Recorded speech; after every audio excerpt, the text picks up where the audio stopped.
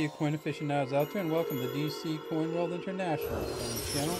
Today we have three two Pfennig coins for you from Germany.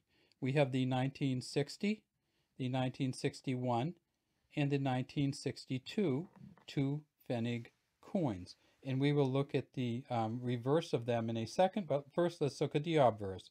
Here's the 60, and it says Bundesrepublik Deutschland, has a oak sprig in the center, says 1960.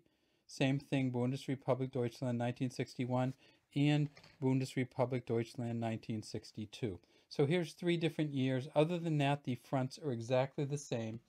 And on every two Pfennig coin, you'll find the same front with simply a different year on the bottom. And that is the same whether they were made from in 1950 or whether they were made in 2001. However, they did change in 1967 to some steel coins, copper-clad steel. These coins here are all bronze and were made till 1969.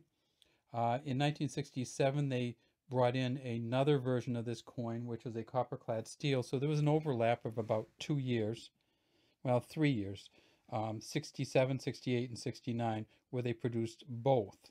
But the 67s were only produced magnetically in a very, very, very small test amount. All right, so we have the 60, 61, 62. They have a smooth edge. They are bronze coins. They weigh 3.25 grams. And when we flip them over, we see the two Pfennig side again.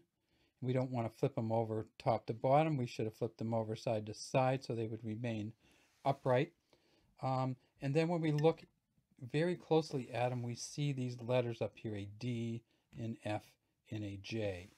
So those are the mint marks. And from 1960 to 1962, there were 4 mints in Germany. There was the D mint mark, which this one is, from Munich, the F mint mark, which is from Stuttgart, the G mint mark from Karlsruhe, and the J mint mark from Hamburg. So we don't have the G from Karlsruhe here. And some of you will say, well, what about the A mint mark? We know they minted coins at Berlin.